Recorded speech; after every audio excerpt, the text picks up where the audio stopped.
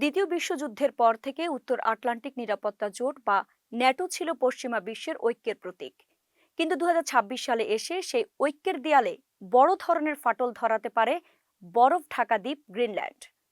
মার্কিন president Donald ট্রাম্পের Greenland দখলের আকাঙ্ক্ষা এবং ডেনমার্কের সার্বভৌমত্বে আঘাত হানার হুমকি ন্যাটো জোটের ভবিষ্যৎকেই এখন খাদের কিনারায় দাঁড় করিয়ে দিয়েছে।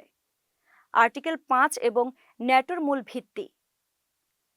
ন্যাটোর মূল ভিত্তি হল আর্টিকেল ৫, যেখানে বলা হয়েছে কোনো একটি সদস্য দেশের ওপর আক্রমণ মানে পুরো জোটের ওপর আক্রমণ।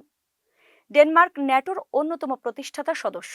এখন প্রশ্ন উঠেছে, যুক্তরাষ্ট্র যদি ডেনমার্কের অধীনস্থ গ্রিনল্যান্ডে কোনো সামরিক উস্কানি দেয় বা জোরপূর্বক নিয়ন্ত্রণ নিতে চায়, তবে ন্যাটো কিভাবে প্রতিক্রিয়া দেখাবে? একটি সদস্য দেশ যখন অন্য সদস্য দেশের ভূখণ্ড দখলের চেষ্টা করে, তখন ন্যাটোর অস্তিত্বই অর্থহীন হয়ে পড়ে। ইউরোপীয় মিত্রদের পিছুটান। ট্রাম্পের এই অনমনীয় অবস্থানের কারণে জার্মানি, ফ্রান্স এবং যুক্তরাজ্যের মতো মিত্র দেশগুলো কঠিন পরিস্থিতির সম্মুখীন। ডেনমার্ক ইতোমধ্যেই ট্রাম্পের হুমকিকে বিপজ্জনক হিসেবে আখ্যা দিয়েছে। যদি যুক্তরাষ্ট্র গ্রিনল্যান্ডে হামলা চালায়, তবে ইউরোপীয় দেশগুলো ডেনমার্কের পক্ষ নিতে বাধ্য হবে। এর ফলে যুক্তরাষ্ট্র বনাম ইউরোপ, এই দুই মেরুতে বিভক্ত হয়ে যাবে ন্যাটো, যা আদতে এই সামরিক জোটের আনুষ্ঠানিক সমাপ্তি ডেকে আনবে। ভূ রাজনৈতিক সুবিধা ও রাশিয়ার অবস্থান। গ্রিনল্যান্ড নিয়ে ন্যাটোর অভ্যন্তরীণ এই কুন্দল সরাসরি সুবিধা করে দেবে রাশিয়া এবং চীনকে।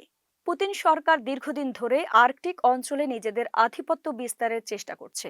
ন্যাটো যদি ভেঙে যায় বা দুর্বল হয়ে পড়ে, তবে উত্তর মেরু অঞ্চলে নিয়ন্ত্রণ নেওয়া রাশিয়ার জন্য সময়ের ব্যাপার মাত্র।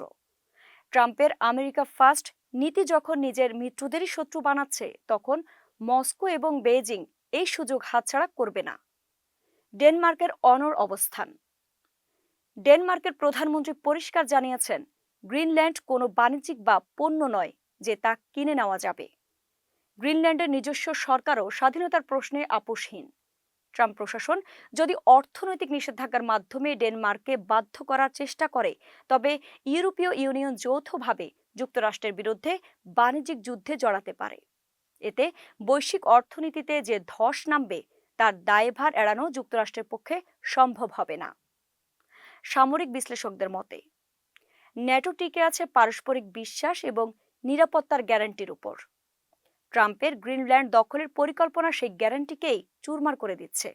যদি ডেনমার্কের সার্বভৌমত্ব রক্ষায় ন্যাটো ব্যর্থ হয়, তবে পোল্যান্ড, এস্তোনিয়া বা নরওয়ের মতো ছোট দেশগুলো আর ন্যাটোর উপর ভরসা রাখতে পারবে না। গ্রিনল্যান্ডে হামলা বা জবরদস্তি হবে ন্যাটোর কফিনের শেষ পেরেক।